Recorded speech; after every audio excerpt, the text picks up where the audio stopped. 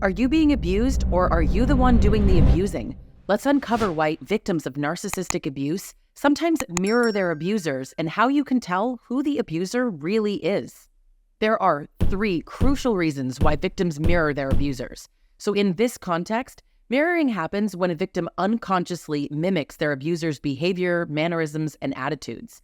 But this should never be confused with how a narcissist intentionally mirrors their victims through pretending that they share your beliefs, your opinions, and to create this false sense of connection and intimacy, because that is a conscious behavior that's actually aimed at luring in a victim and gaining their trust. So if you've ever felt like you might be the narcissist, the abuser, or the toxic one, listen to this. Firstly, when you're in an abusive relationship, mirroring your abuser becomes a survival tactic to adapt to the toxic dynamics. The abuser employs manipulative tactics like gaslighting, criticism, and emotional manipulation, all to exert control and dominance. In response, you might unconsciously adopt similar behaviors to minimize the abuse, reduce conflict, and seek their approval. It's a defense mechanism, and it's aimed at minimizing harm and surviving within the abusive environment. But ultimately, it can leave you questioning if you're the abusive one. The second reason why victims of narcissistic abuse might mirror their abusers revolves around the significant power imbalance that's within these relationships. In an abusive dynamic, your needs, your desires, they are consistently disregarded and undermined, and that leaves you feeling invalidated and unheard. This power imbalance brings a sense of powerlessness and a desperate need to have your needs met. So you might unconsciously resort to manipulation as a means of trying to get those needs met.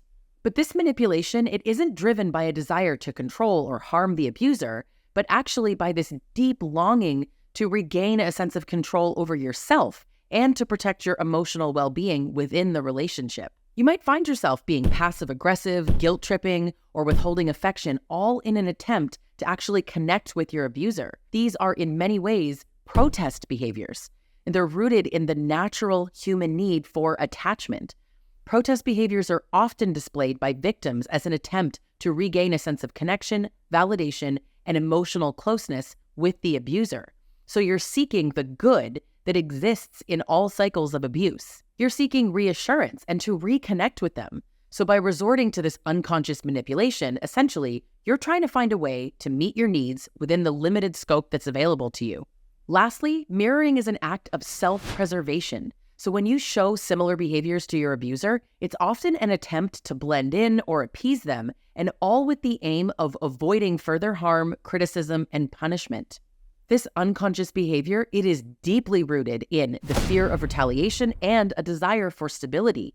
The fear of what might happen if you don't mirror your abuser can be so overwhelming. You might have experienced the consequences of going against their wishes or asserting yourself in the past, which could have ended up with heightened abuse, manipulation, or even threats. So by mirroring the behaviors of your abuser, you're trying to fly under their radar, hoping to avoid triggering their anger, their rage, or their general negative reactions.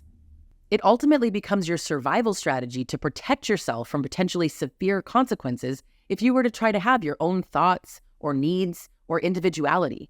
Maintaining some level of stability within the abusive relationship is a driving factor. Narcissistic abusers, they create environments that are filled with chaos and uncertainty and volatility. So in an attempt to reduce the tension and ultimately create some peace, you might unconsciously adopt their behaviors as a way to really navigate the turbulence.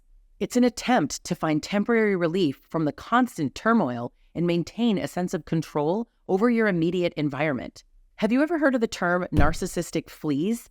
This is what I've been describing. The concept suggests that victims of abuse can unconsciously internalize some of the very abusive tactics used against them and show similar behaviors in response. Dr. Ramani, clinical psychologist and expert on narcissism, refers to this concept as survivalism, and she deconstructs how chronic exposure to narcissistic abuse tactics can result in victims learning these behaviors to unconsciously get their needs met.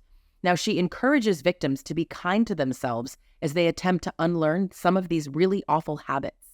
So, how is any of this different than when an abuser does it? So while you may display manipulative behaviors, you have to differentiate your intentions and outcomes. from those of the abuser. Abusers manipulate others to gain control, power, and dominance over you. Their manipulation is generally calculated, deliberate, and driven by a desire to exploit, demean, and basically crush their targets. But in contrast, your manipulative behaviors are typically reactive, survival-based responses to an abusive environment that's created by the abuser.